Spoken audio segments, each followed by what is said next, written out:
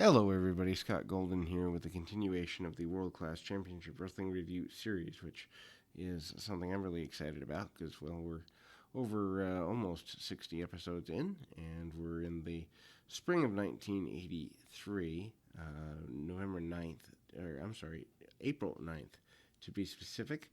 We will be going through the entire run through, I believe it's October 88 that's up on the network, but we've got all of 82 that's available and up through this point in 83. This particular program, kind of noteworthy for a couple of reasons, but nothing terribly so, except a decent match with Ric Flair. Mike Bond versus Gorgeous Jimmy Garvin. Bond is the new Texas champion, Garvin is the new Texas champion. So seeing Bond here is kind of a bit ridiculous in that, first of all, Garvin being in a match that's kind of a throwaway. Second of all, when you have other talent that could be there, just doesn't really make sense. Garvin being in a relative squash at this point in his career doesn't make a great deal of sense if you have him with a championship. So not quite sure what they were trying to do here, unless it was literally give the rub to a enhancement level talent, if not a little bit higher. Really, really basic match, arm ringers, arm bars, and the like. Garvin has the majority of the match in hand. He's dominating with everything from chin locks to hammer locks. He's making sure that the kid gets some offense, but it's really clear that this match is meant to highlight Garvin, and Garvin even hits a walking backbreaker where he almost loses the kid, and he pulls him up, showing a little bit of arrogance, actually a lot of arrogance, but it's clear that this is certainly not something that the average person wants to deal with. Then we see Garvin getting a victory, and then David back out, or one of the Von Erichs back out. I think it's David back out post match with a spanking for Sunshine, and that's, I guess, a nice enough angle, but not exactly something that has to kick the show off. And we're going into a promo post match. Kevin Von Erich saying that he promises to be the world champion. It's clear that he is in an altered state of being, even in this promo. Flair saying he's sick of dealing with Von Erich boys. He's going to show the Von Erich boys and Fritz a lesson. We then move into a reasonably important match. Iceman King Parsons, Michael Hayes. Hayes upset that Parsons had slapped him a few weeks ago. It's also clear that they are getting Parsons ready for, I don't know that it's a major run, but certainly trying to get him over as a major babyface here.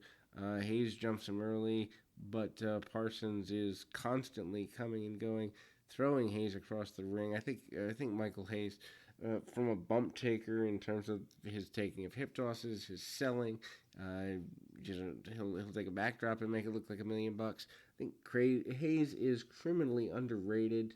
At least in '83 he is, and then we see Parsons with a series of drop kicks. He's got the crowd on fire. He's got everybody lit up. Of course, a couple of weeks later, he's teaming with the Von Erichs, and he's already done so. But it's a pretty big deal that he's got it going on here. The finish of the match, really rather clunky if you think about it.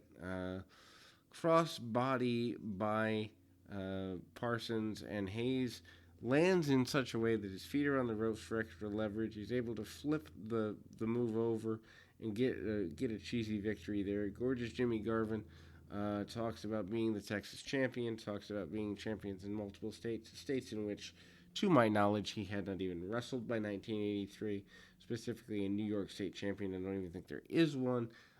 He is getting his nails done. He's getting a pedicure. He's getting all sorts of attention, and he is very happy with this. Interesting that in 1983 for Texas, I would think this would be considered an overtly effeminate gimmick, but nobody really goes that way. But maybe maybe it develops into that. I don't really know, but this is a time when it's really picking up. We see the great Kabuki and Toriatsu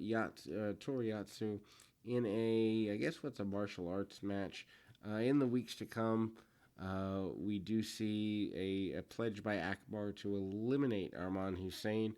We never do find out where Gary Hart goes.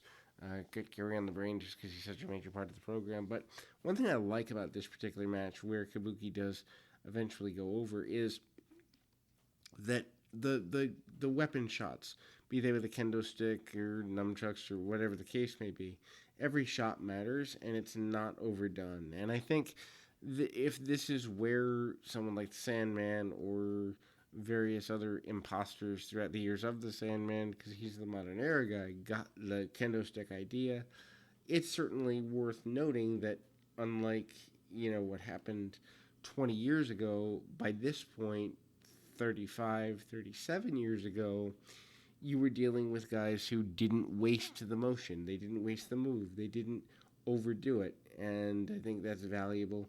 Kabuki does walk away stronger here. Then we move into Kevin Von Erich, the eldest of the Von Erichs, against Ric Flair. Beautiful match here. Kevin goes a long way with the head scissors, headlock takeovers, real basic match to begin with. Crowd is solidly behind Kevin, as is to be expected. He can pop a hip toss out of nowhere. One thing that Kevin has is a lot of good fire.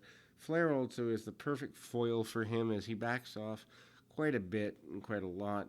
Flair does get the legs of Von Erich caught in the ropes and works over the leg quite a bit. Amazing how much backing up Flair does in the match and backing off and backing down, but he will cheat at any given opportunity. Flair, of course, your multi-time world champion at this point.